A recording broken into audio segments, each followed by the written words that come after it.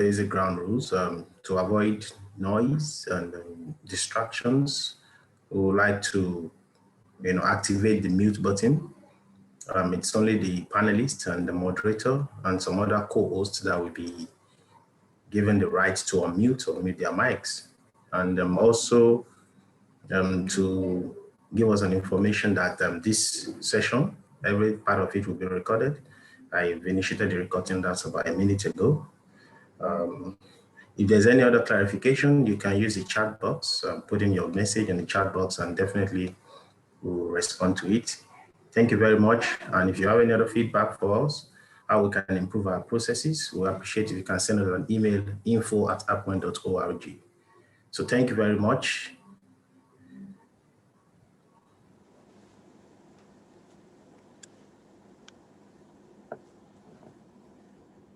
So to take this further, we would like to go ahead with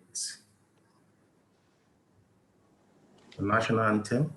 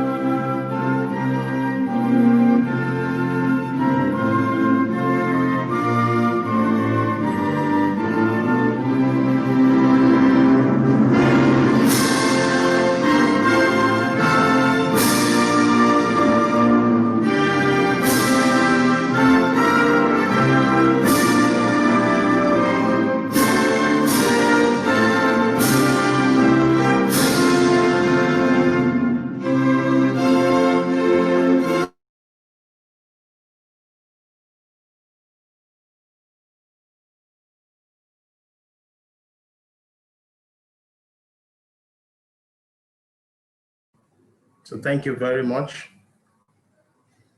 I would like to welcome the president of APWEN, Engineer Funlola Ojelade, for our opening speech.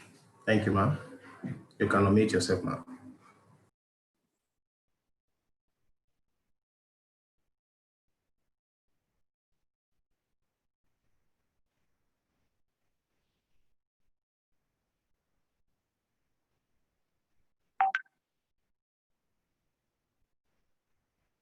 Sorry, just a minute, I'm trying to.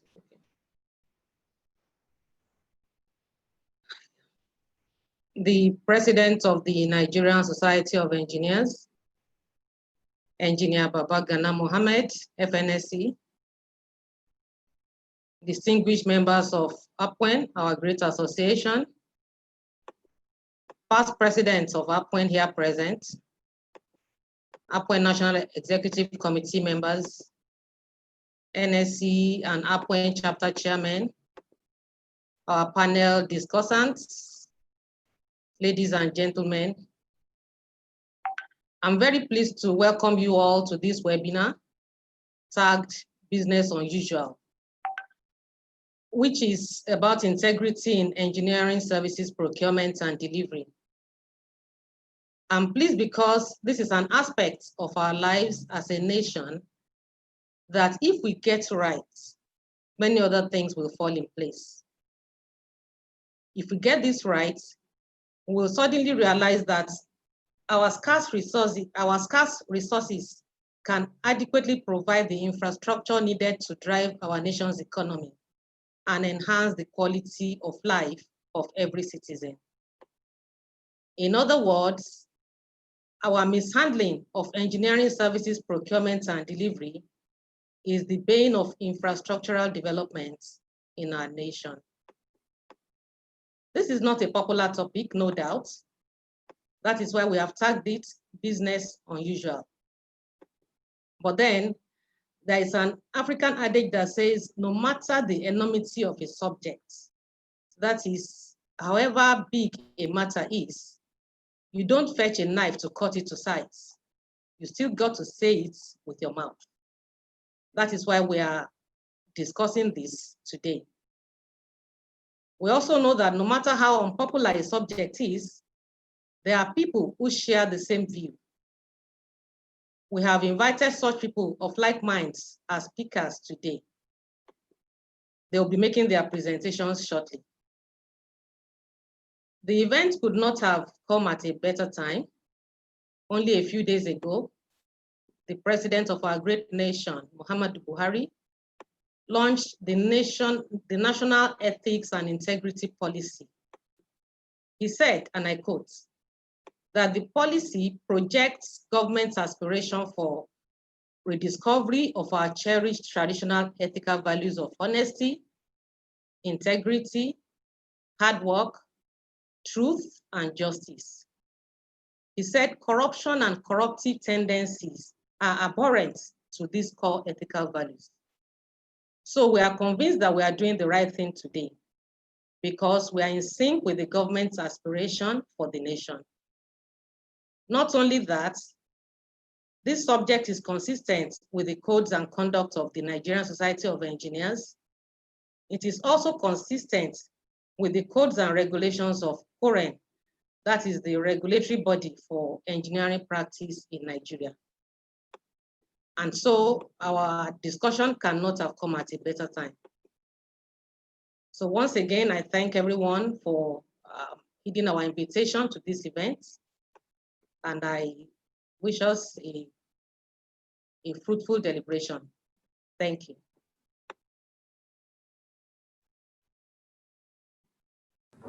Thank you very much, Ma, the President, Engineer Funlola Jelade, FNSC. To take it further, we're supposed to have the President of Nigeria Society of Engineers, that's Engineer Babagana Mohammed, FNSC, but I am not sure he has joined us yet. President Ma, do we go ahead or do we have a representative? No, we should go ahead. I can't see him online. Okay, so to proceed on this, we have a poll. And we're going to put up the poll. We expect you to give a feedback from the poll, and we're also going to display the result of the poll. But for those who are co-hosts, I don't think you'll be able to see that because you're seen as part of the coordination of the activity. But every other person will be able to see the poll. So I would like us to just respond to the poll, every participant present here, and please quickly do that so that we can quickly get the result out and proceed on this. Thank you.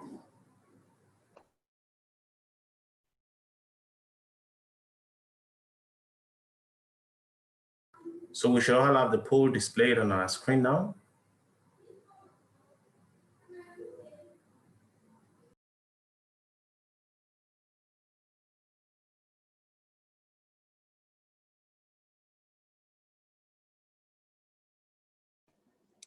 Somebody said it's not displayed on her screen.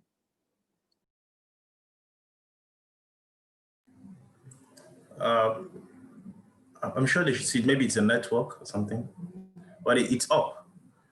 Yeah, I think it's up. It's up. Yes. Okay, all right, so she can see now. Thank you.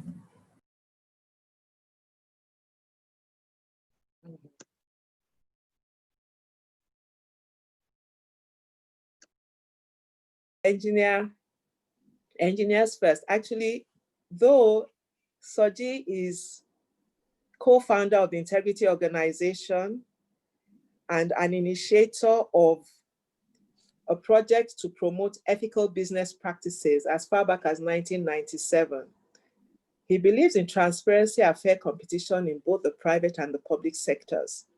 He has served in various ways on different panels on anti-corruption. He has been a consultant to the Interagency Task Team of the Federal Republic of Nigeria, tasked with the responsibility of developing a national strategy to combat corruption. I told you we have honorable people in this place today. He has worked for international organizations, including the World Bank, DFID, UNDP, UN Global Compact, Heinrich Böll Foundation, and many others. But he graduated, he graduated with a B. Honours in Civil and Structural Engineering from the University of Sheffield in England in 1987. And he holds an MSc in Governance and Finance from Liverpool John Moores University. So he is an engineer turned an SDG 16.5 advocacy amongst all things. We also have, the next person we have is Engineer Oluseyi Afolabi, who is the principal consultant of Reservoir and Facility Solutions Limited, an engineering and geoscience consulting firm. Seyi retired from the board of the 3 ExxonMobil upstream companies in Nigeria in April 2017. She was the only female on the 8-man board for a period of 5 years. I hope Seyi will share this herself, but just in case she doesn't, this is someone who has had the job of meeting different regulatory bodies for discussions in Nigeria, and she has been to the National Assembly a number of times to make presentations. So she's accustomed to relating to government, and she'll be sharing some of her experiences with us. Next up, we have a new friend of mine. We have spoken a couple of times in the last few days.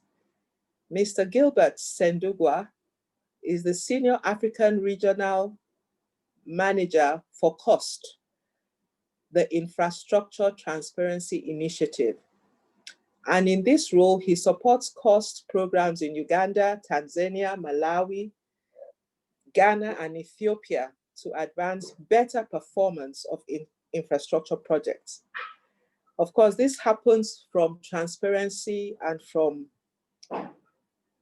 working with different organizations. He's also the Executive Director of Africa Freedom of Information Center, the largest CSO network and resource center that promotes citizens' rights. He holds a master's degree in management studies, postgraduate diploma in project planning and management, and a BA in social work and social administration. Last but not the least, we have the representative of John Obaro, the founder and MD of System Specs. We have Mr. Deremi Atonda, who is Executive Director Strategy at System Specs. He has played different roles within the organization, which include leadership of strategic, private, and public sector initiatives.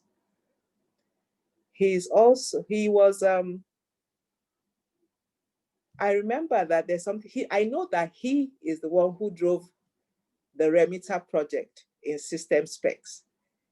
And he very successfully delivered the integrated payroll and personnel information system of the federal government of Nigeria, which has now become a model for other large public sector projects.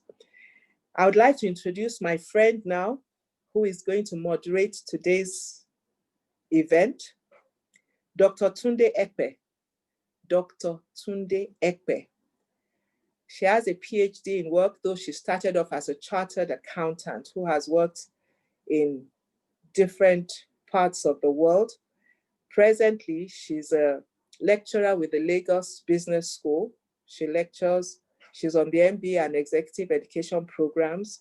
She's a consultant and executive coach, and she currently focuses on facilitating processes that encourage effective recruitment, transition to higher leadership, cross-cultural sensitivity, and development of effective interpersonal skills and emotional intelligence.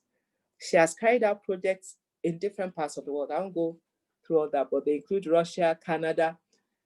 Sometimes we call her Ajala because she's always doing some work in some exotic part of the country.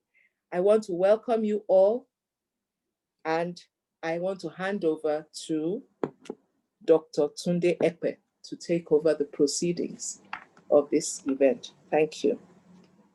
Before you Thank do you that, very. ma'am, Okay, go ahead. Yes, ma'am. Who is? Yes, my president. the president of the Nigerian Society of Engineers just logged in. I would Oh, like her welcome, sir. to speak a brief before. Engineer Shegun, please invite the president. Good afternoon, sir. Sir, you do the privilege of unmuting your mic, and I just want to confirm that his mic is working perfectly well. Okay, thank you very much, sir. So, okay, sir. Appreciate coming. Yes, and I can see an array of business executives today on this forum. Thank you very much. The President, Association of Professional Women Society of Nigeria, APWEN, Engineer Fumi Ojelade, my other distinguished colleagues. Let me keep the protocol very short so that you can get out of here timely. It is always a pleasure for me to attend any event that the Association of Professional Women Engineers of Nigeria organizes. The reason is that for over some years now, APWEN has consistently showed a streak of understanding, commitment, and performance in the discharge of its mandates, in line with the vision of Nigeria Society of Engineers. It is with the same pleasure that I welcome you all to this important seminar, which is one of the many outstanding initiatives of APWEN. That is to organize and commemorate the 60th anniversary of our dear nation, Nigeria. Since the beginning of COVID-19 pandemic and seeing the intensity with which it has ravaged economies and social interactions across the globe, it has become glaring that humanity and the corporate world will have to adjust to new ways of doing things. Therefore, I consider the chosen topic for this seminar, which is Nigeria at 60, business unusual, integrity in engineering service procurement and delivery, as very well thought out. Likewise, seeing the array of personalities that have been outlined to speak at this event, Sheyi of Mobu, Apampa Udwak is there, Jonadu, my chairman, equally there from Chevron. I think I am very comfortable and all of you are equal to the task. I knew after these deliberations, people who want to go home with something will certainly go home with something. And if you refuse to leave, don't want to go home with anything, you have already made up your mind, then there's nothing we can do. We only wish you well.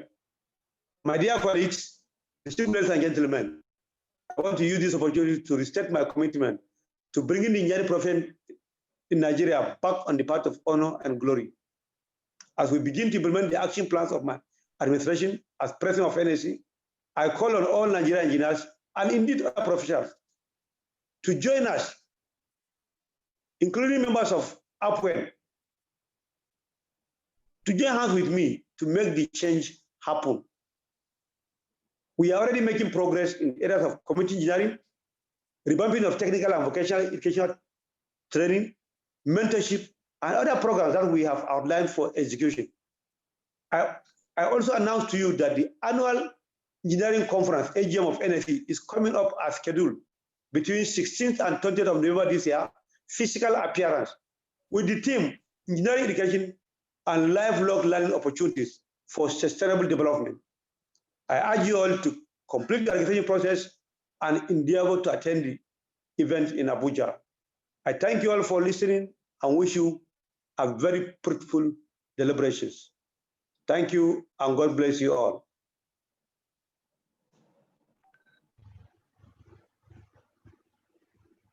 Thank you, my chairman. Thank you, my president.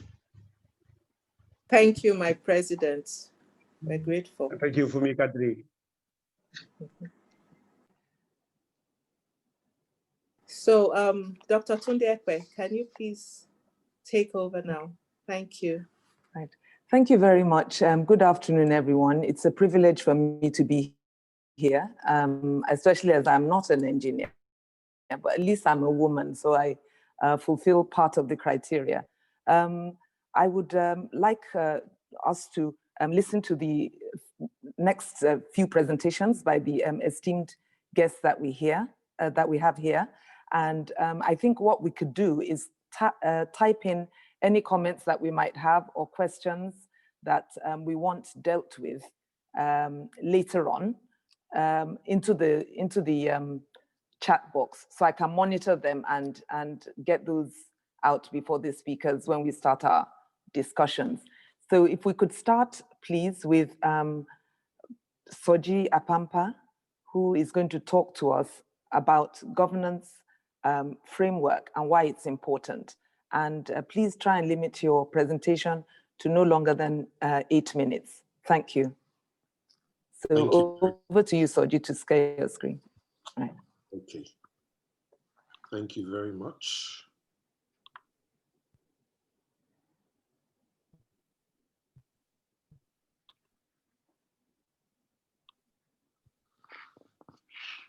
Okay. Looking at the profession today, there are some unfortunate things that I have discovered. That the public does not have as much confidence in engineers, at least that title, as they ought to, simply because they assume that the people called engineers are ready to cut corners. That's their assumption. There also appears to be a preference for international professionals for landmark projects. And the assumption is that Nigerian professionals do not strive for excellence. Assumption, I said. Clients no longer appreciate the need for professionals. Assumption is that our compromises blur the lines between tradesmen and professionals. Contracts, especially government contracts, seem to go to charlatans, non-professionals, who then sublet these projects to professionals. And the assumption is that professionals have failed to speak up with one voice. Many professionals act as though corruption could still work for them. And the assumption is that only a scarce few attempt to change the status quo while the profession is being gradually diminished. But I understand that there are barriers, because how professionals win and retain their business does not receive sufficient regulatory attention to warrant change. Not enough buyers of professional services directly require integrity as a condition for their engagement. And acting with integrity is seen as a moral but impractical nice to have, given the environment. So the stimulus for change would need to emanate from beyond law. I think we've had a slight outage there, but hopefully Soji will come back to us in a minute. But at least his slides are clear. I can hear you. I can hear him. I can hear him. Clear, yeah. Okay. So the stimulus for change would need to emanate from beyond law and be compelling in order to catch the attention of participants. It needs to be driven by potential clients who can distinguish between professionals and charlatans and identify the unique value that professionals bring, Nigerian professionals especially. And we need as professionals to be properly governed, and our governance, our taking that step must count for something in order for our firms to see a practical benefit in making the investments in time and money to build certifiable anti-corruption compliance. So there is an urgent need to save the profession. I believe it is time for professionals who are worried about this state of affairs to act. It is time for professionals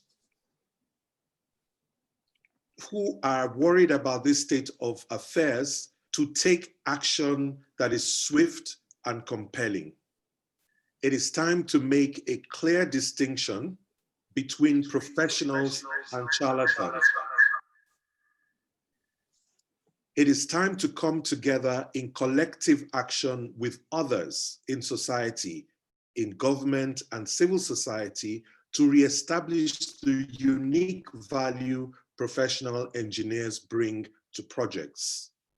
which would include the standards for operating, the benchmarks, any consequence management frameworks to ensure that they demonstrate proper governance, and to ensure that those who do right can also do well.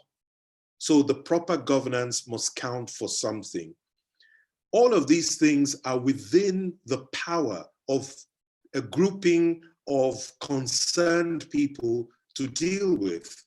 For example, the actions that we can take is to come together and set out standard ways of operating. To make sure it counts, we can have a kite mark that those who meet certain standards of professional behavior can earn and use in their marketing materials to distinguish them from charlatans. We can also do advocacy, both with the profession and outside, in order for them to recognize the value that engineers bring to projects. So there are lots of self-help things that can be done beyond law by those who are concerned about the state of affairs to make sure that Nigerian engineers can get value out of doing the right thing. But whether or not there is value on the table, doing the right thing is also what it requires for you to move towards excellence, which is about doing things right and doing the right things. It is also a definition of integrity, which is doing things right and doing the right things. So the pursuit of excellence cannot be separated from the pursuit of integrity. Also, finally, it is not possible to be sustainable in the long run without doing the right things and doing things right. So our integrity, our excellence, our business sustainability are all interwoven. And we need to take this very seriously as engineers in order to jump off this burning platform and find a way to save the profession. Thank you very much for listening.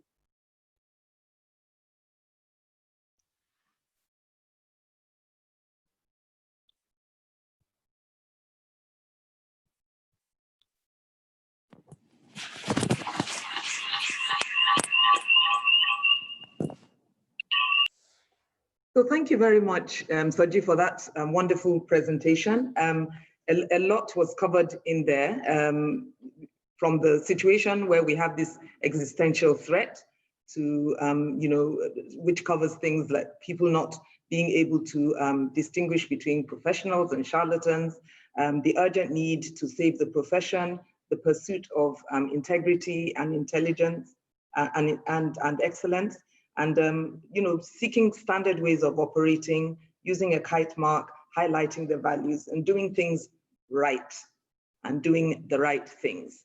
Thank you so much for that. That's really given us an inroad into our next presentation, which will be on the reality and the experience of trying to do the right things and doing things right. So I'll call now on Construction Kaiser, and first to make their presentation, no longer than 8 minutes, please, and then they'll be followed by system specs. So Igya, thank you.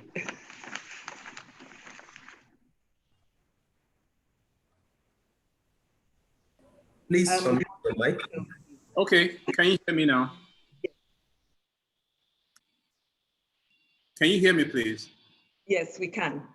Good. So good afternoon, everyone, and thank you so much for having me here. Like she said, my name is Igwan Okaisabo from Construction Kaiser and another engineer. So first of all, I have to thank APWEN. We've been collaborating with APWEN for a few years. I don't know if a lot of you know that. They always come to our summer camp to talk to our teenagers. I just love the topic, Nigeria at 60, business unusual. These are unusual times. these are times for us to think differently, rethink what we have been doing, and looking for a new way to do things. For every business, business is about strategy. It's about your clients, how you want to operate your business, what you want to do, and more importantly, what not to do. Business is about differentiation. And like Soji said, your strategy has to be sustainable. Absolutely. So I'll just go a bit.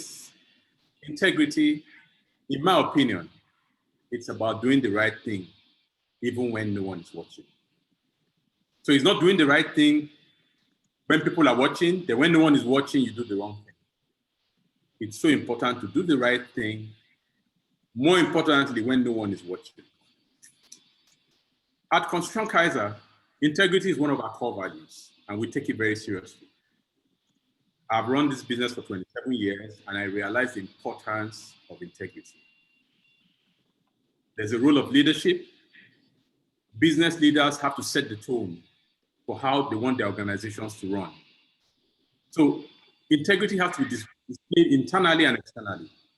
So as a CEO, you tell your employees that you don't want to give bribes, or they shouldn't take bribes, for example. And then you go out and give bribes. To be able to give that bribe, you probably need to tell the accountant to withdraw the cash. And the accountant probably ask you or probably not ask you. And you go ahead and you pay the money. And then you tell people inside not to take bribes. Of course they will take bribes and they will destroy the company in the process. So as leaders, we need to lead by example and do the right thing for everybody to see. So the industry is known to have big ticket transactions. I mean, these are some data about construction around the world. And so it's a little bit of corruption. It's a lot of money. So it's tempting. But as business leaders, we need to do the right thing. And when I was asked to speak here, I just asked myself, what really should I talk about? And I said, you know what? Just say it as you know it, as you have experienced it. So I will present a few cases that I have encountered and how I dealt with them. So some years ago, we're doing business with an international company and we're submitting our invoices monthly for payment in line with the contract conditions. And then the accountant of the company called me and asked for our bank details. And I said, it's right there on the invoice. We went ahead and paid the invoice. Next month, we had to pay again. He called me again and said, oh, can I have your account details? I said, okay, the account details are on the invoice. And he said, are you not a Nigerian? I said, yes, I'm a Nigerian, but I'm not a typical Nigerian. And he never spoke to me again. Even when I visited the office, he would never say hello. But we continued to get paid and we finished the job. So it's not everybody that claims that they have power over your projects or your payments that really have the power. They probably don't. So it's left for you to decide whether to fall for their tricks or not. You can actually do business without being corrupt. I will go to my second example. We're in negotiations with a private company to carry out some work for them. One of the key officials called me to say we needed to set aside some money to pay government officials to facilitate approvals of the project. I asked him if his boss knew about it, and he said no. And I apologized to him nicely. I said, sorry, we don't do this. At that point, there was the risk that we might not get the job, that they might take the job to someone else who was ready to play. But we stood our ground. And what happened? We got the job. At the end of the day, again, not everybody that claims to have a hold on your project has that hold. I will go to the third example. Over a Christmas period, about a week to Christmas, I had 2 phone calls from 2 different tenders. One of them was actually a Fortune 500 company. I mean, every contractor wants to do business with a Fortune 500 company. You have that on your CV, it's really good. And they asked for money, and I said, sorry, we don't pay. We lost that job. But again, you win some, you lose some. So I'll go to the fourth one. I was traveling from South Africa a few years ago. I met someone on the plane. And as we arrived, we had some encounter with the immigrations, and they wanted the bribe from me, and I refused to pay. They held us up for an hour or so. In the end, they let us go. By Monday, I got a call from the lady, and she invited us to tender for a job. Within 6 weeks, we signed one of the biggest projects that we had ever signed at that time. So your display of integrity can actually win you business. I will go to the next one. We tendered for a job recently. This was early this year. And we're at the negotiations.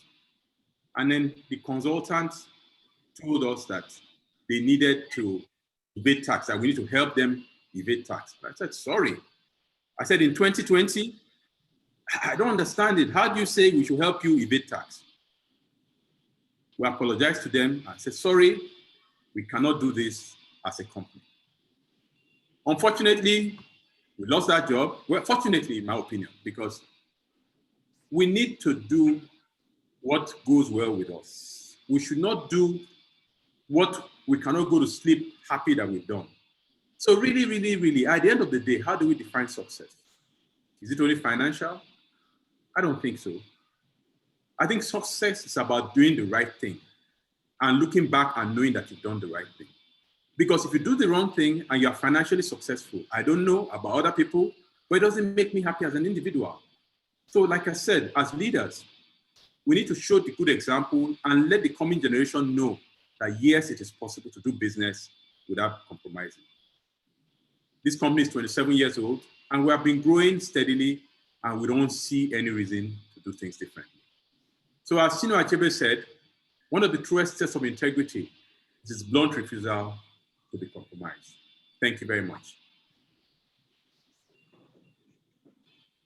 Thank you for such a great presentation, covering yet again some very important points. I have not deliberately, it has to be said, I have not yet called Gilbert because he's also going to be talking to the issues around integrity. I wanted us to have an integrity talk, which we've had from Soji, then some practical experiences, which we're having from Mr. Okaizabo, and then we're going to have system specs, and then we're going to go back to Gilbert to talk to us about his own organization and what they're doing before we finally go into talking about actually relating to government, and then we'll take some questions. Okay, so I hope that's all right. So now I'll call on Mr. Atonda of System Specs to give us his presentation. Thank you. So Gilbert, please get ready.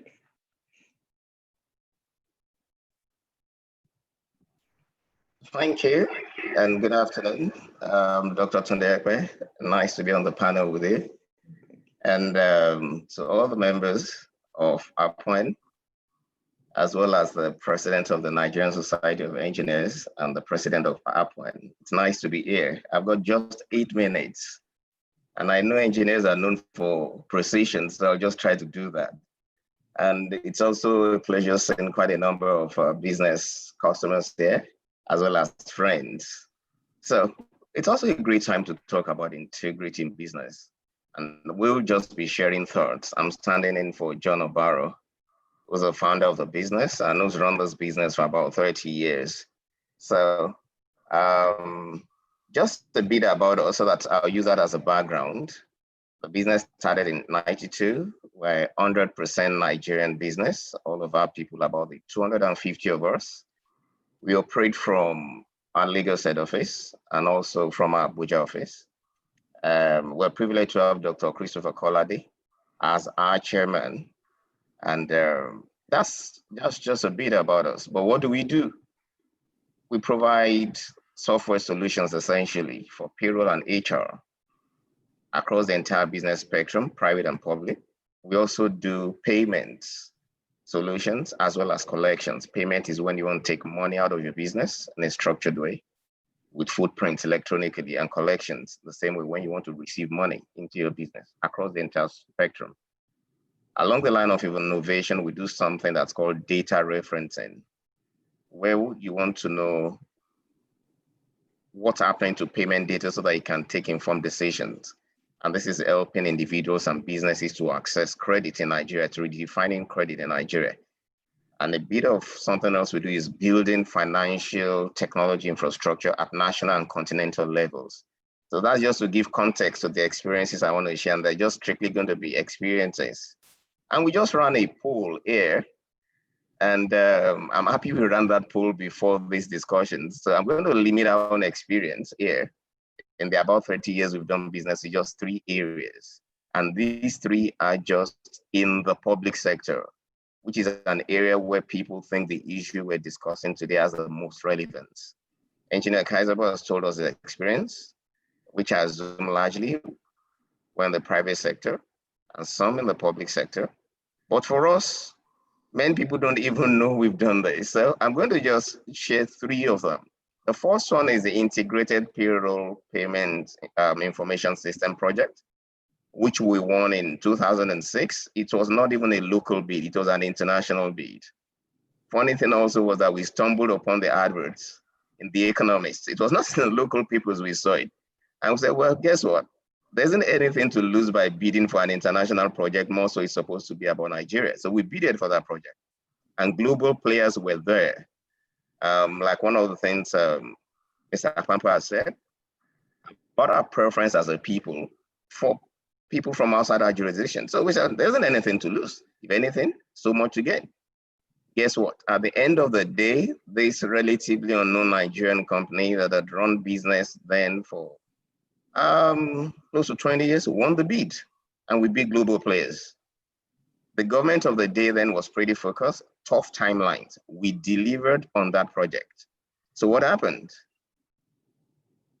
There was an allegation that the only way a Nigerian company will have won that project will have been that it bribed. So it stopped being about that we delivered to time, we delivered to costs, and it was working. So there was an interrogation. That was the first time in my life, because I led that project with over 100 Nigerians, a consortium of 5 companies. And there was this allegation from the World Bank Integrity Group. That was the first time in my life I was knowing there was a World Bank Integrity Group different from the World Bank. And they wrote us. They said they wanted to investigate the business and were to put our papers together. I don't wish anyone would go through that experience. Every bit of financial transaction from the day John Obaro founded the company needed to put together. We thought 3 months was going to be enough to do all of that. We engaged so many professionals just to do that. We didn't believe there was anything that was wrong. At the end of the day, because I led the delegation, there was a coalition of investigators from around the world, about 4 of them that the World Bank Integrity Group sent in. And for about 2 weeks, interrogation went on. At the end of the day, we came out clean. And the first point, therefore, is even when you do business with integrity, expect challenges. It is not just enough to do it with integrity, expect challenges. At the end of that, we got invited to be part of the Anti-Corruption Coalition. I think it was about 2009. I was invited to the World Bank in Washington to make a presentation about public sector projects in Nigeria, doing it without corruption. Fast track to 2009. Just after the IPs, things were probably getting challenged there. I wouldn't go into that now, because Nigeria had financed IPs then with the credits. We had worked, saved enough, Nigeria could finance it. But there was a pension problem, and system specs got involved again. Most of what you will hear today about the pension problem in Nigeria, the unraveling and structuring, was on account of our intervention, putting technology in place. And at the end of the day, the structure was built. I'll leave the story for us all, because it's still a topical debate in the country today. But something is clear: when you set a footprint of integrity, when there are real problems to be solved, you just somehow get invited to the center of it. Fast track 2011, the TSA, which is what many people know about. The project was started in 2011. It was still about solving a national problem. Meanwhile, this was a company that had always been in the private sector. But I guess we became victims of success in the private sector, and we attracted attention on the public to solve critical national problems. I remember there was a case study done by the Lagos Business School about our business in 2005, where there was a projection that when you begin to get into public sector projects, what is going to happen? Would you be able to keep the integrity dimension? Here we are, 2015, an allegation on the floor of the Senate that system specs couldn't have delivered TSA without some things. Thankfully, 8 years down the line, System Specs is still involved in providing technology that drives this national initiative. So quick learning points. And that's why I'm here in the next 2 minutes. And I think there'll be enough time to talk about this. Let's make it practical. Let's bed it. There's 6 things I want to share with us about business unusual, meaning integrity. From day one, from the onset, establish what your values are. There's no monkeying around. You can't be 2 people. You're either you or you're not you. Establish your values right from the onset. Be defined by those values. Let people not be confused about what you stand for, what you represent. 2, start with the end in mind. No, you're not in business for the short term. It is clear to us based on our own experiences, and I'm just sharing from my experiences like Engineer Kaiserberg did. Don't play for the short term. Once you want to play for the long term, no, it's not a sprint, it's a marathon. You're going to win some, you're going to lose some. Very early in the day, number 3, choose your company. And by that, I mean the people who surround you. If you've established your values, then don't go in cahoots or in company with those who are opposed to those values. I still remember in our early days, we had different professional advisors, and at different times, these were people we knew. Once your professional advice is not consistent with our values, without apologies, we will disengage. And so that can give you an idea of how we choose our board members, and how Dr. Kolade happens to be our chairman and has been on the board for a long while, to just guide and make sure that our edge, our ethical edge, doesn't get dulled. We've worked with one of the top 4 consulting firms for about 20 years as our professional auditors, not because it's cheap, but because that's what we want to do. The same thing is what we've done with our legal advisors. So surround yourself with company that you want to keep. And that, the most important bit of that is the staff you want to keep. There is no compromise. If you're the best person, but your ethics don't align with that of the company, no apologies. It's a tough call. And we've had experiences which I'm going to be sharing down the line when we go to the questions and answers, how that can be painful at times. Then prepare for the tough times. Not that, so when they come, they will certainly come. They will certainly come. As big as System Specs is perceived to be today, there were times we ran into troubled waters. And we used to joke then that 37 days make a month, 40 days make a month, because we took decisions that challenged our ability to finance operations, but we stood by them. So prepare for the tough times. Never miss out on the lessons of the tough times. After the World Bank Integrity Group thing, wow, you needed to see what changed in our processes, internal processes. Today, we have our process team. No certification is taken for granted. We're not doing it for anyone. We're doing it because we know there's a certain way to do business that helps you. And there's no organization that is too small to work out its own processes. You can only build on them. There are no processes that are newly invented. They're just new ways of doing them. And last but not the least on this is just instill and model your values. And I'm aligning with Engineer Kaiserberg on that. You can't say you are this and your people are that. So there's also something people say about System Specs. How come all of you are almost always the same? And that also happens to our alumni who are in different parts of the world today. Now, there's just something about that person. And for me, I mean, I've been in the business about 24 years, going 25 now. I think it derives from the founder, his values, his ethics, his ability to live what he says. And we're trying to just build an ocean, starting with small streams of people who do business the right way, and put Nigeria on the ethical globe of doing business. Thank you very much. Thank you so much, Jeremy. I'm sure we all learned a lot from that. And so far, all the discussions that we've had are really coming together. So we're not just talking about theoretical ideas, and we're really moving into what it means in practice. So now we'll go back to Gilbert, who will now tell us about what he's been doing with the initiative from Uganda. Thank you so much. Thank you very much. Good afternoon, everyone. As you've heard, my name is Gilbert Sendugu. I'm with the COST, the Infrastructure Transparency Initiative. COST is a global initiative that promotes transparency and accountability in infrastructure projects, and is headquartered in London. Our vision is better lives from better infrastructure. So that is the core of the things that we do. The program is in 19 countries. Sorry, Gilbert, do you have a presentation or you're just going to speak to us? I just wanted to clarify. I have, thank you. Okay, so please share your screen. Thank you. Thank you very much.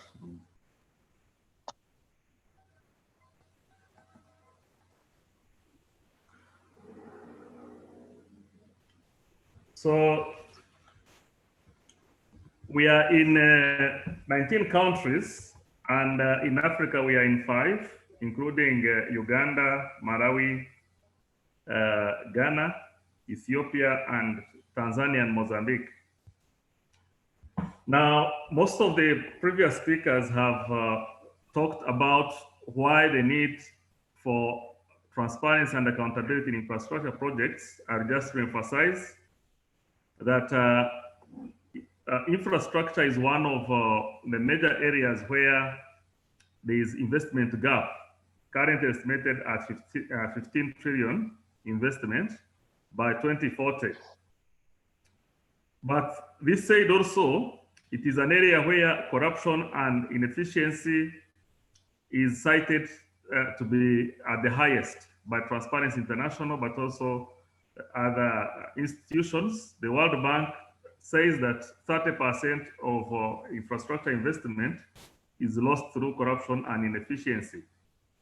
So what COST does is promote transparency and accountability, especially by transforming, first of all, promoting disclosure.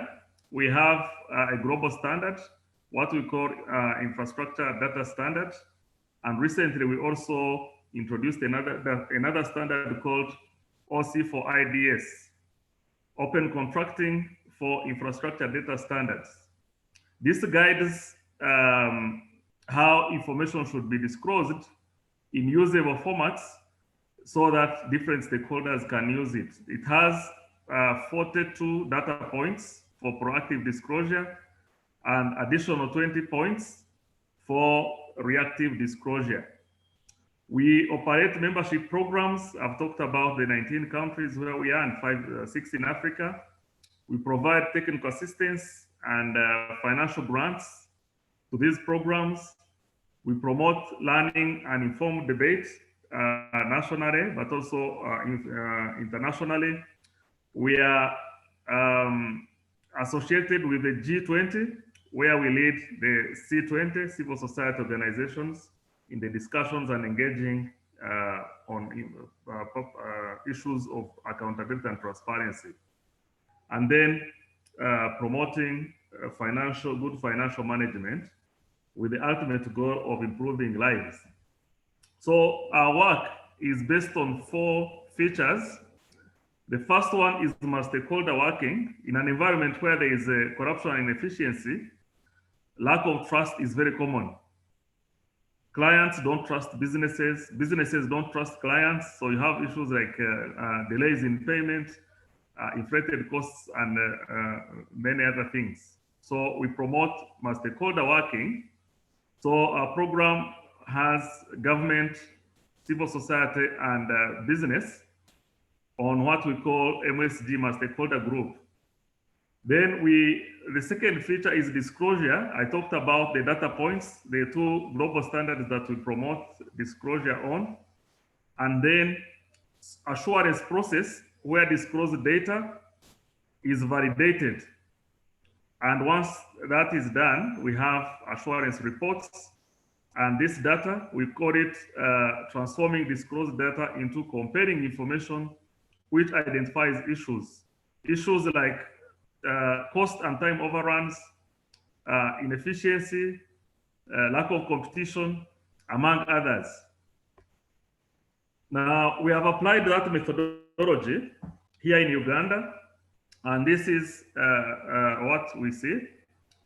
Our MSG has 9 members, 3 from government, 3 from civil society, and 3 from business.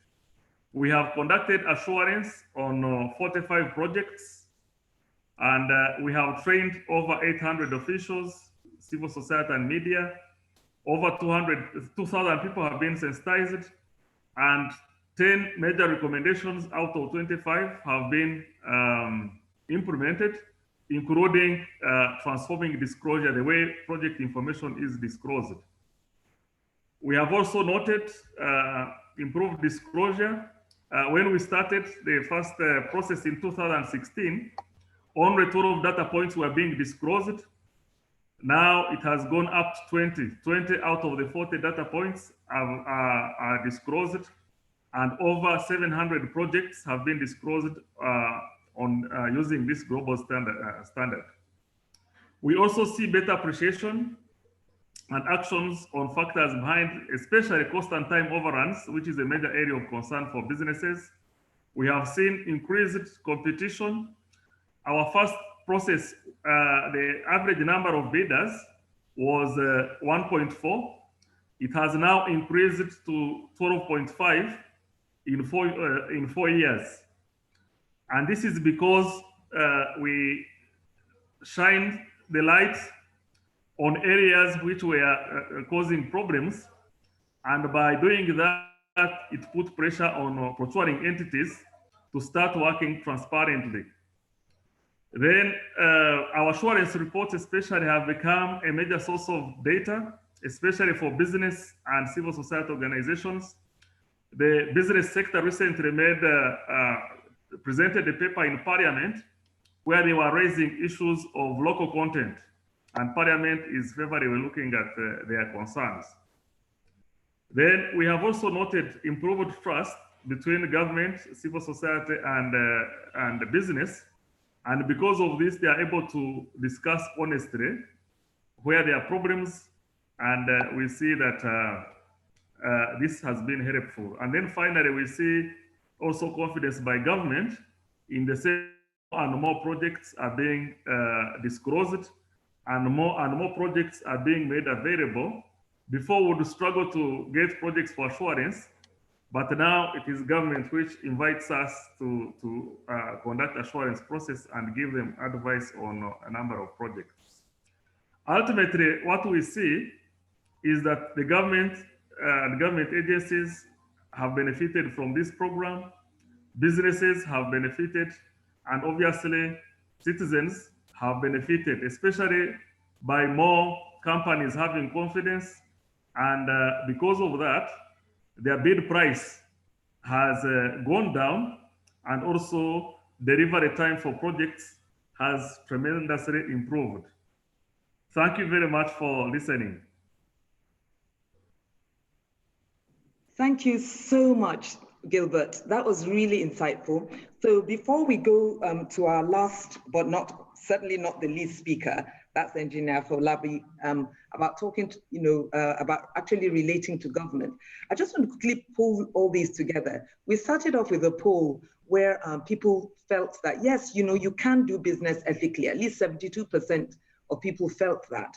23% disagreed, right? And then we went into, is it easier to do business unethically than ethically? And that was a whopping 72%. Said, yes, it's easier to do business unethically than ethically in Nigeria. We then said, well, can the narrative about corruption be changed? And 87% said yes. And I hope the presentations we've had so far convince us of that yes, but also make us re-examine what we were saying earlier about, is it easier to do business unethically rather than ethically? Because from the presentations we've had, where we've spoken about the existential threat, people not being able to distinguish between professionals and charlatans, and then listening to people who've actually experienced this, we're now seeing that, well, actually, a lot of what has been observed is true, but there are ways to get around it, whether accidentally or deliberately. So the system specs say, oh, we saw this international advert, which was not in the local papers. And we thought, well, it's Nigeria, let's go for it. And they won it. And can you imagine the cheek of it? Other people saying, oh, the only way they could have won it was through bribery and corruption. And they vindicated themselves by actually coming up clean. And I think that's a real testimony to also giving a real leading example and acting as role models. And similarly, when we listen to the Kaizen construction, we heard, about the various ways that people try to draw you in, even when you're trying to behave ethically. But I think the lessons we've learned here are that it is absolutely possible to do the right thing. And yes, it might just be, some of you might feel, oh, that's only in the private sector. What about the public sector? But this last presentation we've heard is about data gathering, collaboration, actually making sure that the engineers push themselves forward and establish a footprint of integrity and establish mutual trust. Because just as the government distrusts you, you distrust the government. So it's about actually working together and saying, what sorts of things can we do? And we've had quite a few really important suggestions, such as the kite mark and the integrity policy that was launched a few days ago. So I think we're all agreed that we're moving in the right direction.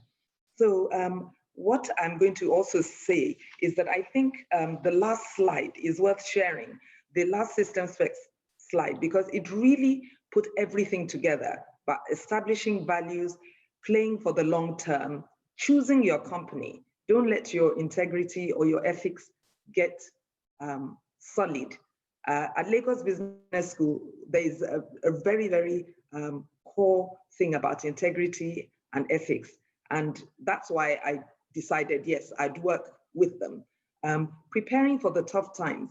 We've all been through COVID, so we know what that is all about. So even though we may not have been prepared, we are now sort of prepared to take on really difficult things, but hopefully they won't affect us too much. And then learning the lessons, instilling and modeling our values, and then modeling what we want. So now we'll go to Engineer Folabi, who's going to tell us what the real issues are when you're trying to relate to government, because she's been in the private sector and then moved into this role where she's playing the role of advocate and trying to negotiate with the government. So thank you very much. Engineer Folabi, please come on, Sheya Folabi, please. You're ready. Good afternoon, everyone. And I'm really glad to be here to share my own experiences.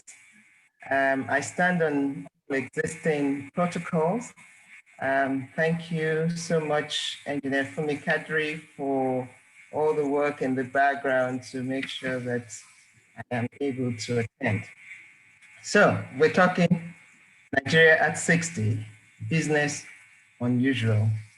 And I'm supposed to share my experiences about relating with government and engaging lawmakers, which I have had a major, it was a major part of my career.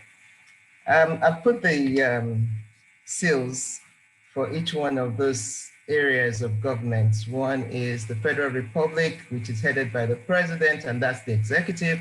And then you have the lawmakers, which include the Nigerian Senate and also the House of Representatives. The first thing I would like to say is that for you to have a successful relationship and engagement, it requires some level of paradigm shift. And paradigm shift allows you to sort of push away the old ways of doing things, or even a mindset that you had before, so that you can then begin to open doors of opportunities for yourself. So when you say paradigm shift, you're talking about rethinking, reimagining, which means that whatever imaginations you had built for yourself before, you're going to jettison that and take on a new imagination. You have to reinvent yourself in case you had some preconceived ideas.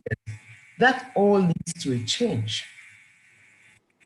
So I have two questions, basically asking, do we think all government and legislators are corrupt, or they are bad, or unethical? Do we also think that all Nigerians are scammers, liars, unprofessional, show up at the late hour, that is being an African timekeeper? I would say no. And everything that we've heard this morning kind of confirms that as well, that we're not as bad as we would like to think about each other. So quickly we'll go into what I would consider key enablers for effective relationship and engagement. The first one is you've got to know the minister that is responsible for the ministry that you are interested in working with. You've got to know by reading up on them, not even physically meeting them yet, but at least know their background, know what they know, who they are, where they've been. Find out about the committee chairman or the deputy chairman, because I found out that some committees don't have chairman, they have only deputies. But find out who they are, where they're coming from, what their background is. Plan then. The second item is to plan to approach the government agency first, not the lawmaker. Because when a law is put in place, it takes an act of law again to repeal that. So most of the time, you really want a policy that can be evergreen than a law. So the first thing is to make sure that you're working with the policymakers effectively. Professional bodies and common interest groups, I believe, are stronger advocates. There's safety in numbers, the voice is stronger. And so going with a group that have like minds also helps. We've heard a lot about ethics this morning, and I would say it's a boundary condition that you have to set very early and iterate as often as possible, because people are going to challenge you. And I think Mr. Kaiserberg talked about how often he got challenged, and system specs, Mr. Tonda also reiterated how often you can be challenged on your ethics. One story that I know Engineer Fumi Kadri always laughs and she likes for me to tell is in the days when I had to represent ExxonMobil at the Nigerian National Assembly, it wasn't that I wasn't asked, what is your company going to give to us? But somehow I always deliberately wear suits that have no pockets. And I would say nothing, because even my suit has no pocket. So I can't bring anything along with me. And we had to continue to reiterate that several times, because it's unbelievable that you want them to do something for you and you're not going to have to give something for it. But you say it over and over and over again. There are times when, I have been there to defend something and they would look at me and say, ExxonMobil, we're not talking to you. And everyone walks out, but maybe one or two people will stay back and say, let's hear you. And it's always important that you have those ideas that you have ready to share them.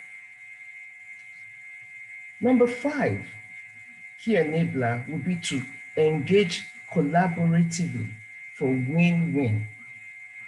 Don't think it's going to be, oh, they're taking everything from me and I don't have anything, or I'm going to have to take everything and they don't get anything. You've got to think about long-term, because, as a commercial person, I used to say that if I do a bad deal with you, then I won't be able to come back the next time. So it's really that you win and I win, and both of us feel good at the end of it. Number 6 is to freely share that knowledge, that expertise that you have to build the knowledge base. And why do I say that? Most of the senators and House of Representative members, because they come in through the electoral process, I hear that there could be at least 60% turnover every time we have an election. It's this different set of people that go in there. And the committee that you get to sit on, you might not even know anything about that committee. So it is important that the people that hold the expertise to that area of engagement freely share their knowledge, share their expertise, and not from a point of view of, I'm coming to teach you, because here is the senator or here is the House of Rep, and you have to remember to address them as distinguished senator or honorable member. You're not going to have to lord it over them, but you're going to freely share what you have. The last item as a key enabler would be to bring positivism to the table. You have to ensure that the policy or the law that you're both trying to work on is not punitive to investment and is not punitive to the development of the country. I used to say to my company at the time that I am a Nigerian first before an ExxonMobil employee. So I go with that mindset of a Nigerian. One thing that I say all the time also to government is that you cannot legislate business. And the case in point is the Nigerian Oil and Gas Local Content Act. It was the desire of government to legislate. Thou shalt, thou shalt, thou shalt do.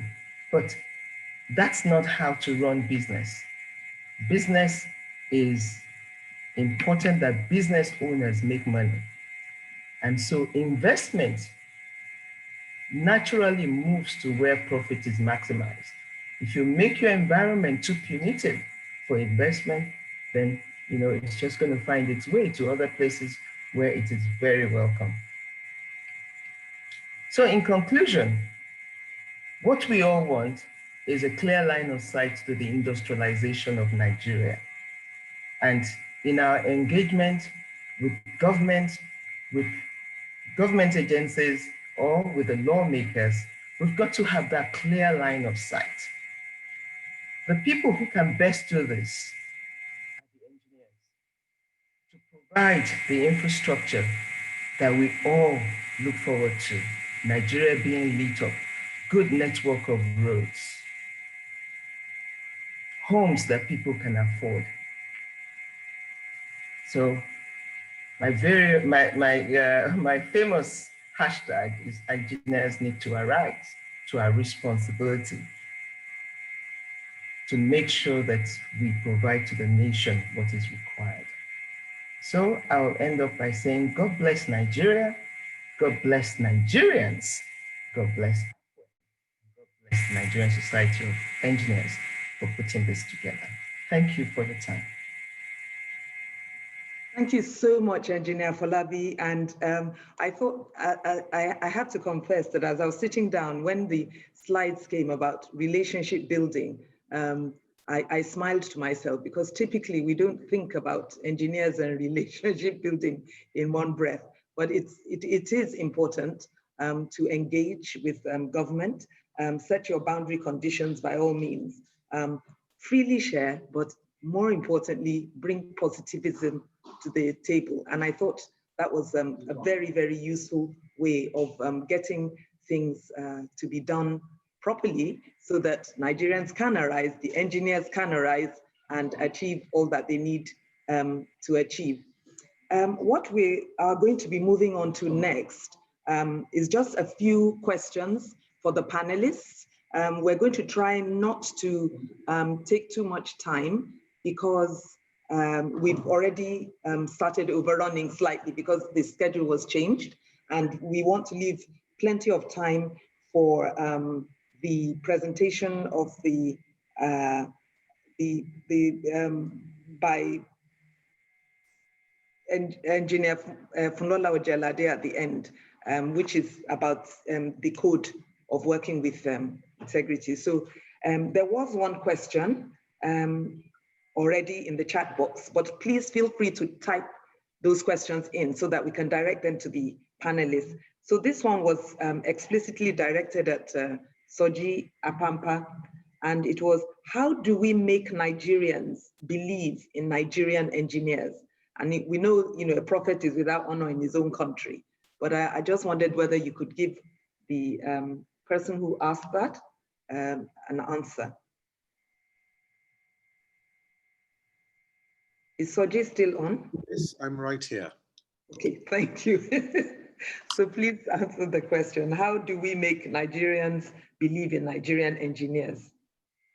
I think the first thing that we need to do is to help Nigerians understand that we hear them and we know why they don't believe currently in Nigerian engineers. Because if we don't do that, they're going to come right back to those issues.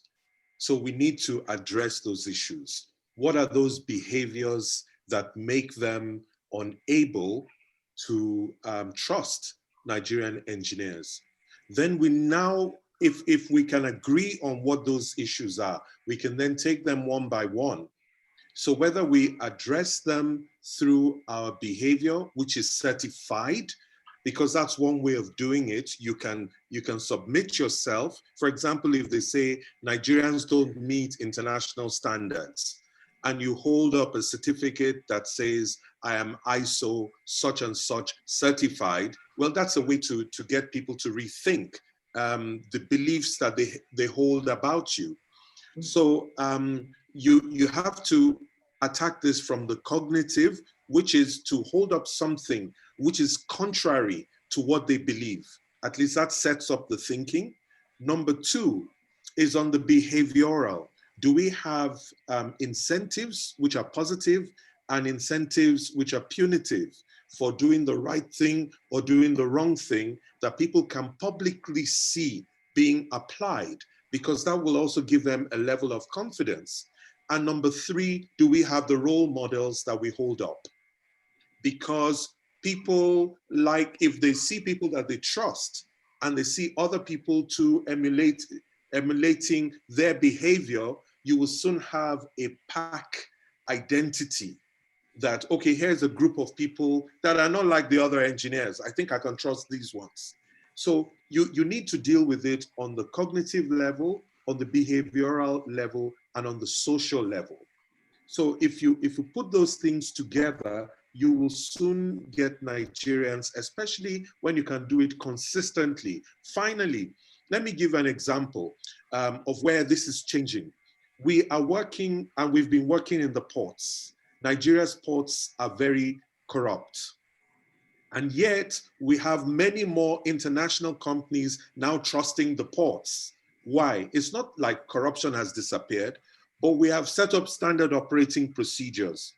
We've worked with the government to also set up a grievance reporting mechanism.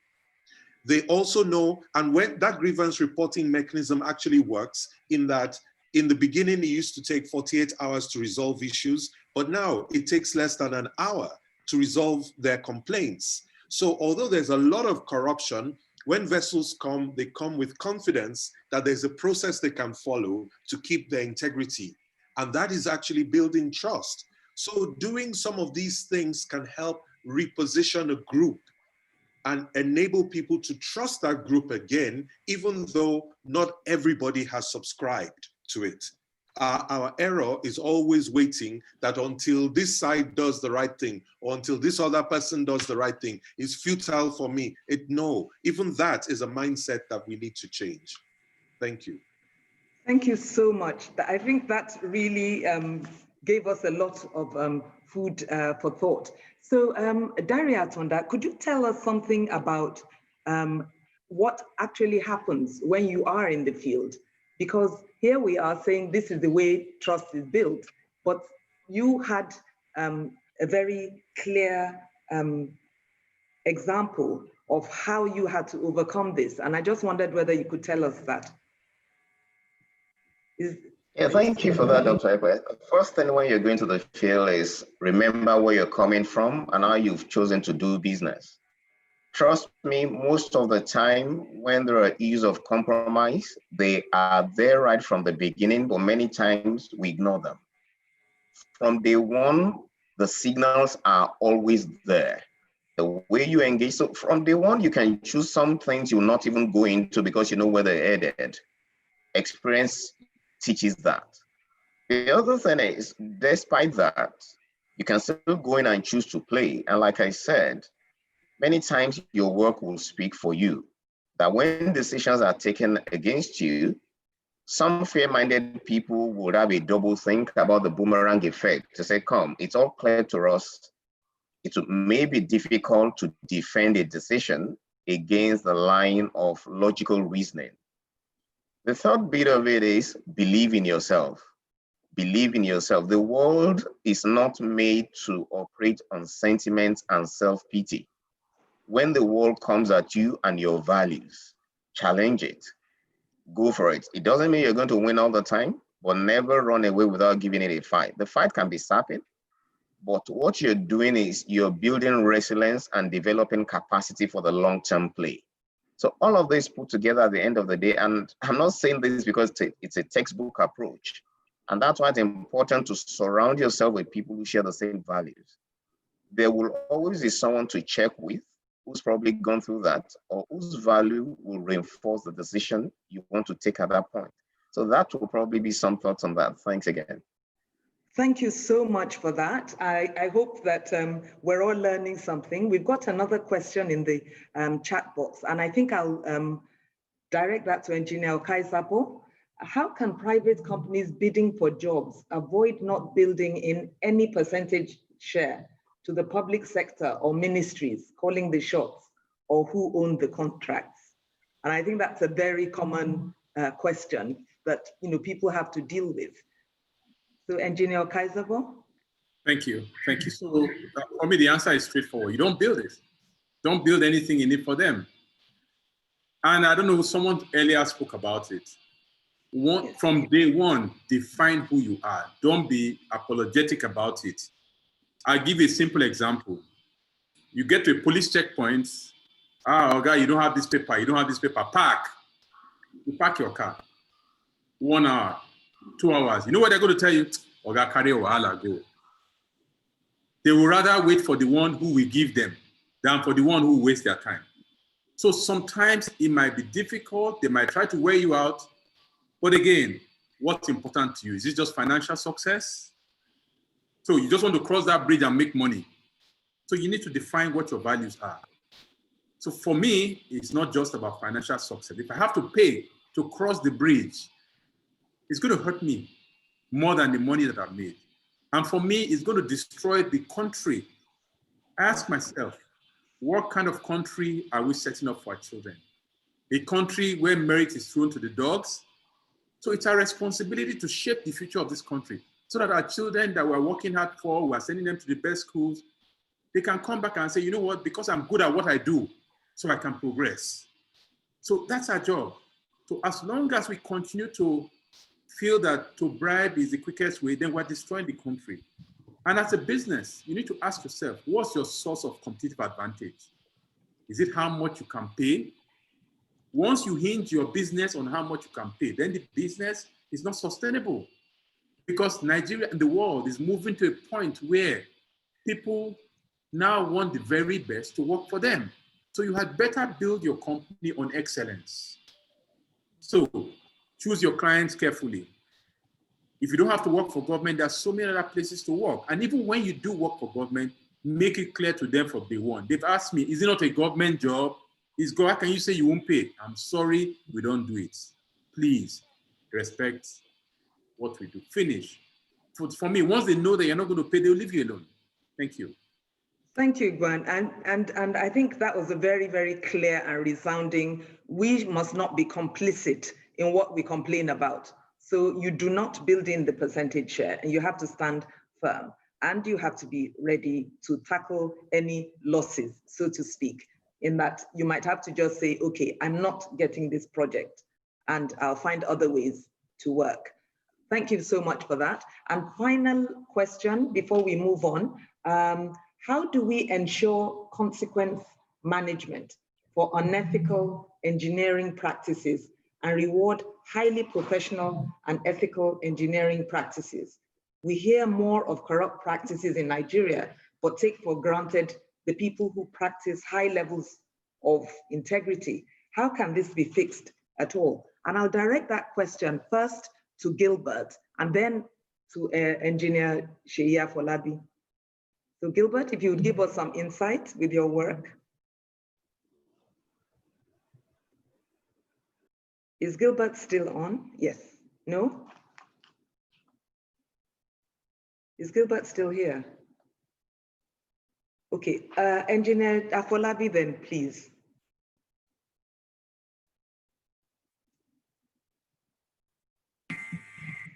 Could you just say the question again? Sorry about that. Yes. So how do we repeat the question? Yes, how do we ensure consequence management for unethical engineering practices and reward highly professional and ethical engineering practices? We hear more of corrupt practices in Nigeria, but we take for granted the people who practice high levels of integrity. How can this be fixed at all levels of government? Okay. So I will first say name and shame.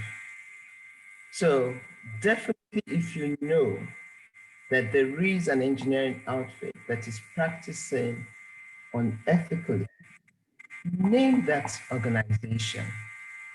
Let's begin to call people to the carpet. Because for me, the consequences of unethical engineering practices are too dire.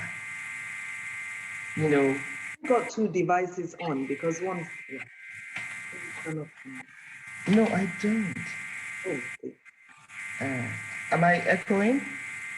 It's more a white noise, but it's okay. Okay. So for me, it's really more about naming and shaming those organizations, calling them to the carpet. And I was saying that the consequences of unethical engineering practices are too dire for the nation to continue to tolerate. You know, I will talk about even road construction, for instance. You know, you don't do the right thing. In the next 6 months, the road is back to where it was before, potholes everywhere. People have accidents and die on that road. You know, if you knew that the bill of quantity, everything was compromised, you knew from the get-go, please name and shame those organizations. We need to start doing things like that in this country. And social media is one area that no one can stop you from whatever you put on social media. We would all read it and we would know about it. And we know each other. Nigeria is, as much as, you know, we're diversified, yet we're very unified because it's less than 6 degrees to reach anyone. So we know each other. Thank you so much, Engineer Afolabi. And thank you, Igwan Okaisabo, for your additional comment that there is reward for integrity. Companies and individuals are looking for honest companies to do business with. And that is in itself a high reward. I'd love to take more questions, but we really have to be conscious of time. So I would like to now move on to the next very important part, which leads on from what all these discussions have been about, and which has actually been suggested about, you know, kite marking, branding, and highlighting those who are definitely ethical, do their work properly with integrity, et cetera, et cetera. And so we're now going to move to, it's all about reputation. And Engineer Funlola Ojelade is going to present the honor code. She's the president of APWEN. Thank you.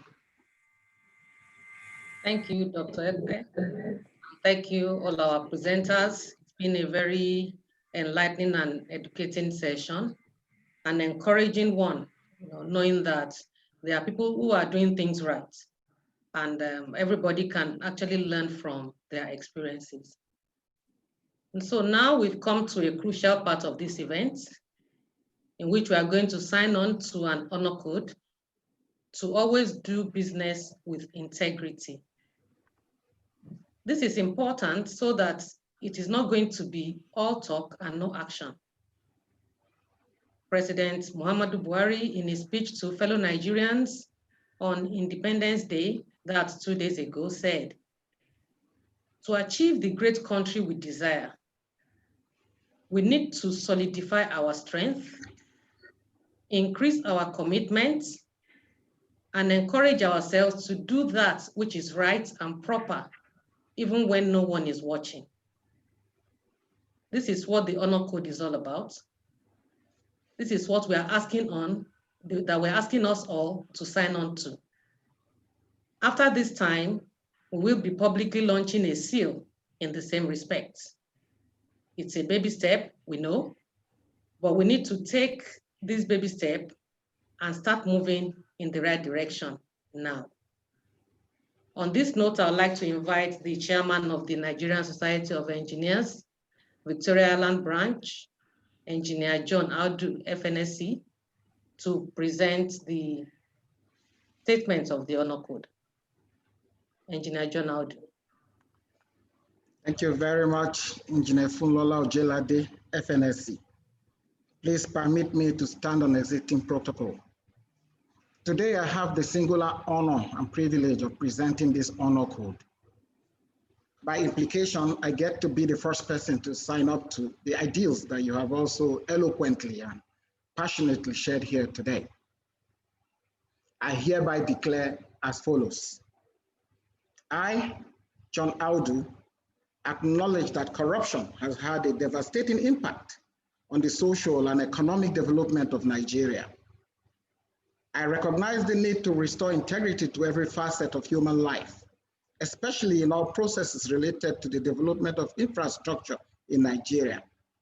I share in the growing consensus that action is needed to strengthen transparency, accountability, and civility in business, public life, and the rest of civil society. I hereby pledge to support and implement all legislation and national policies geared towards these objectives, such as the National Ethics and Integrity Policy, and to participate along with a coalition of Nigerians across the engineering profession, civil society, business, actors in processes around the development of infrastructure, and all other members of the general public who are stakeholders in the national infrastructure development that work efficiently, effectively, and equitably. I welcome the action taken by these two engineering groups, the Nigerian Society of Engineers, Victoria Island Branch, and the Association of Professional Women Engineers of Nigeria, APWEN, to strengthen individuals, institutions, and processes that create and administer infrastructure to operate with transparency, integrity, and efficiency, and to exemplify across board their obligation to serve the public. I seek to be a member of the Movement for Honorable Practice of Engineering, a body that reflects the diversity of the Nigerian nation and the nuanced character of stakeholder interests. In this context, I, John Audu, through my association with the movement, will support other stakeholders to establish standards for engineering firms involved in Nigeria's infrastructural development using various tools and research. I will support the movement to monitor uptake and adoption of standards amongst actors in Nigeria's infrastructural development. I will support the creation of tools, research, and processes with which to advocate behavioral change amongst actors in Nigeria's infrastructural development. I will support intervention in matters that could affect professional excellence or the credibility of institutions and processes around Nigeria's infrastructural development. In my action, and whilst a member of this movement, I, John Audu, will exemplify the change in conduct I'm seeking with others to seek. I'm joining with others to seek. I will act honorably and in good faith, and not contrary to the public interest. I will not use my knowledge and or position and or resources and or relationship to facilitate an improper purpose such as money laundering, corruption, bribery, fraud, influence peddling, and the likes, or engage in otherwise inappropriate behavior. I will avoid acts or omissions that place me at a conflict with the public interest or the interest of this movement, whose membership I this day seek. Signed, John Audu, on this day, the 3rd of October, 2020. At this juncture, I'd like to call on all well-meaning Nigerian professionals to join us by signing up to these ideals, by signing up to this honor roll via this honor code. Our country needs a critical mass of professionals who sign off to ideals such as this one. I thank you all. God bless our country.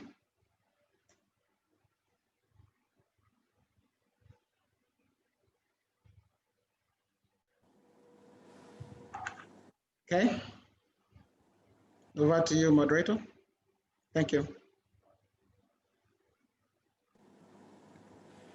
Thank you so much. I think this was a very fitting end to what has been a really, really interesting discussion. But not just interesting, very, very important. And I think the honor code is just the beginning of great things to come. Already there's a lot of excitement being generated in the chat boxes, people sending comments about what has been going on. I note that all the, and some people are even signing on and saying great, and I'm signing on already. So that's fantastic, results already just within this little group here. And from this, I hope great things will come.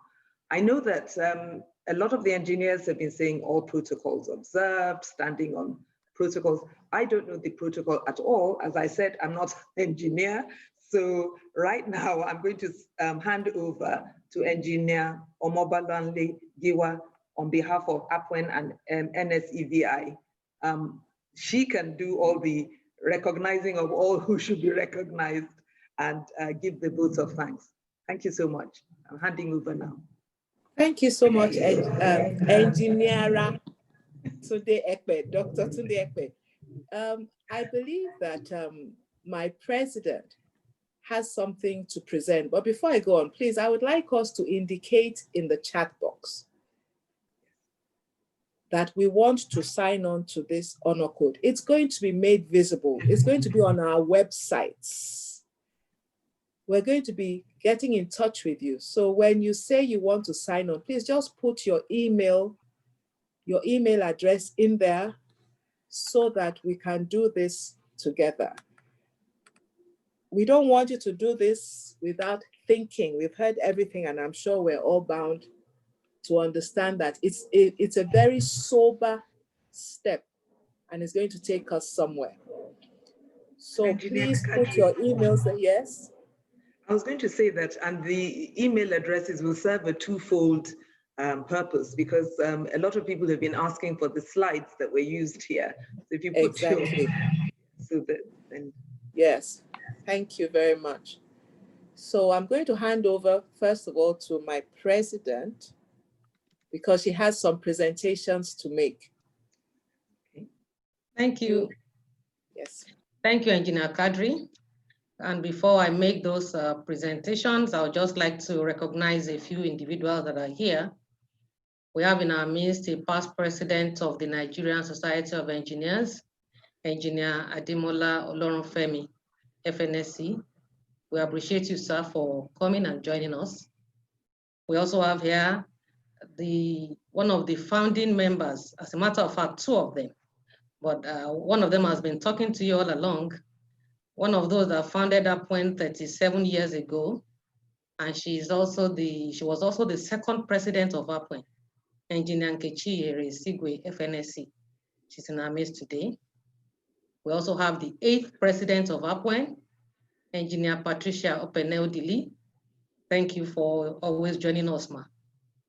We have the vice president of APWEN, Engineer Elizabeth Terigo, FNSC, in our midst. We also have the vice president of NSC, Engineer Adeniran Ibitoye, FNSC. Thank you for coming. We also have Engineer Ismail Balogun, the founder of Barbos UK Limited. He's always with us. We appreciate you, sir, for always coming.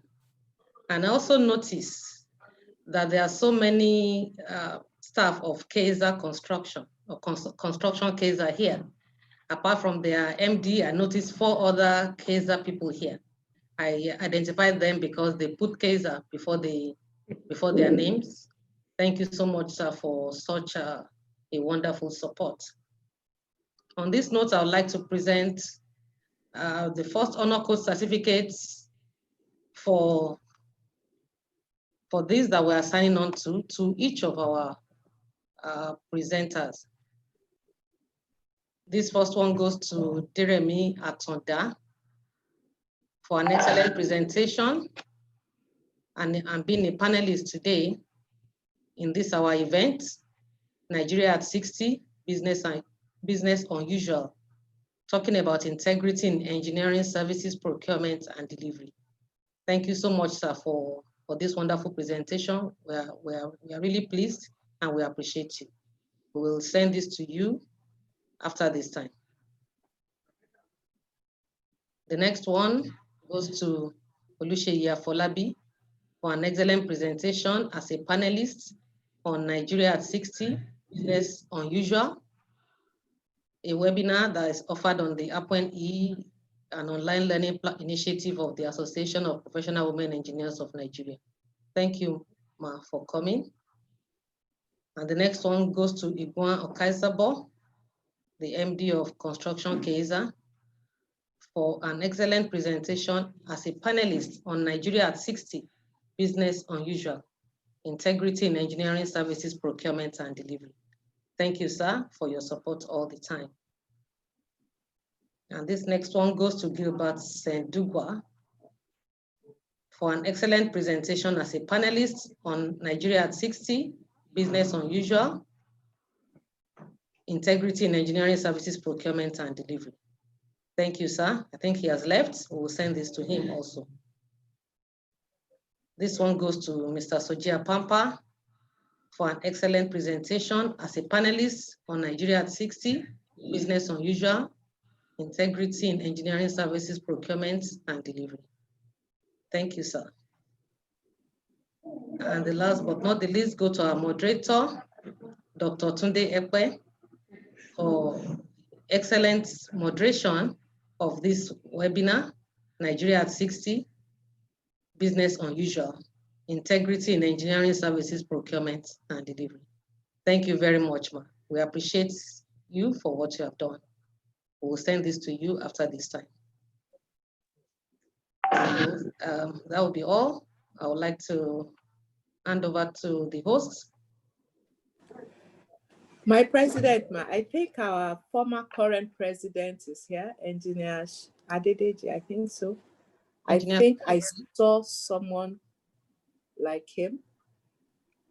Okay, I can't see him online. Engineer Kashim Ali, is that the person you are talking about? No, before Adedeji. Okay. Engineer Shegun. Is he here? Yes, he's still around. Yes. Thank you so much for joining. He's still around, yes. Okay. Thank you so much, sir, for joining us. We appreciate you. He's always at our events. Thank you for making our time to join this very important discourse. Okay, ma, I'm done. So it's now time to hand over to Engineer Omobolanle Giwa, right, for the vote of thanks. Yes, thank you very much, Dr. Tunde Ekwe. And so my NSC president, my APWEN president, my NSC VI branch chairman, all distinguished participants, of course, recognizing past presidents of the NSC that are here, founding members of APWEN, past presidents of APWEN, the current executive committee members of NSC and APWEN. It is indeed my privilege to have been asked to propose a vote of thanks on this occasion. So I, on behalf of the Association of Professional Women Engineers of Nigeria, APWEN, and the Nigerian Society of Engineers, VI, who have come together again in this powerful collaboration, extend a very hearty thanks to all our speakers for gracing us with your important work and for sharing with us your findings and opinions today. So just to name a few, a big thank you to Soji Apampa of Integrity Organization for your excellent presentation, which awakened the urgent imperative for us to save the engineering profession and of course in the pursuit of integrity. Thanks also for sharing your insights and processes into improving transparency in the ports as a case study. I must also mention our deep appreciation to Engineer Iguain Okazobo, he's one of us, for sharing your personal and construction cases experiences with doing business and still retaining and maintaining your integrity. Thank you very much for that. We're further grateful to Deremi Atonda of System Specs for sharing those sound bites on business unusual and for demonstrating that it is indeed possible to do business with government. Thank you for sharing the need to lean in and the way to conduct business with integrity. Thank you for all that you do. I'd like to express our sincere thanks to Gilbert Sendugwe for sharing that excellent transparency initiative in Uganda, for showing us the improvements that transparency has indeed brought to Uganda, including increased competitiveness and reliability in project delivery and in business conduct. I'd like to express our gratitude to Sheya Folabi for sharing those snippets on key enablers for effective relationship or engagements. For those of us, if you haven't taken the tips, please remember to get suits without pockets. I've taken that one on. I'd also like to thank our moderator, Dr. Tunde Ekwe, for an excellent facilitation of this event. Thank you all so much. We're all inspired and enriched by your great words, and not just your words, but also your actions. Thank you very much. So a huge kudos goes to the founding members of NSC and APWEN again, who have laid a solid foundation and who have given us shoulders for us to rest on and to step on. So we all know that an event like this cannot happen overnight. We've had a team of very dedicated and motivated colleagues who are result-driven, who are result-oriented. Thank you to everyone who has taken their time and who's been involved and displayed willingness in completing this task beyond their comfort zone. So a huge kudos to the organizing committee. And finally, thank you all for being with us this early afternoon. It's been a great pleasure. Thank you all very much and continue to stay safe.